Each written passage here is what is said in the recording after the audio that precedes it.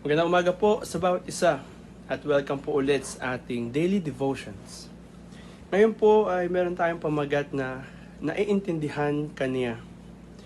Ang ating pong pagbubulay ay mula sa Hebrews 4:16 at ito po ang sinasabi. Huwag tayong mag-alangang lumapit sa trono ng napakabuting Diyos. Doon matatanggap natin ang awa at sobrang kabaitan niya na tutulong sa atin sa oras na kailangan natin. At ang ating pong babasahin sa inyong mga free time ay mula po sa Hebrews 5:7-10. Narito na po ang ating devotion. Hindi mo kasi naiintindihan ang pinagdadaanan ko. Uy, sounds familiar. Totoo namang di talaga maintindihan ng lahat ang pinagdadaanan mo. Pero bilang anak ng Diyos, meron kang malalapitan na siguradong makakaintindi sa'yo. Walang iba kundi si Jesus. Pero wait, paano niya ako maiintindihan? Diyos siya eh. You may ask, kapatid, basahin mo ang buhay ni Jesus sa books of Matthew, Mark, Luke at John.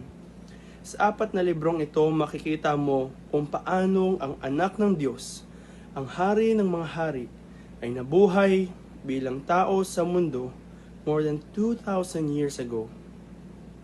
Pinanganak siya na baby, natutong maglakad at magsalita. Bata pa lang, siya na ang pulutan ng tsismisan dahil sa mysterious na pagbubuntis ng nanay niya. Naranasan niya ang hirap ng buhay dahil ipinanganak siya sa simpleng pamilya. Naranasan din niyang humarap sa mga temptations at nilabanan ang mga ito gamit ang Word of God. He was persecuted because of his teachings. He was betrayed. Iniwan siya ng mga kaibigan niya sa oras na kailangan niya ng kasama. Naranasan niyang pagbintangan at duraan sa muka pero hindi siya lumaban. Binugbog siya at pinahirapan hanggang sa ipako siya sa krus at mamatay. Dahil nabuhay si Jesus sa makasalanang mundo at dinanas ang dahil nabuhay si Jesus sa makasalanang mundo at dinanas ang napakaraming paghihirap, naiintindihan niya ang mga hirap na pinagdadaanan natin. Kaya pwede tayong lumapit sa Kanya. In His throne, siguradong makakatanggap ka ng mercy at grace na kailangan mo para magtagumpay.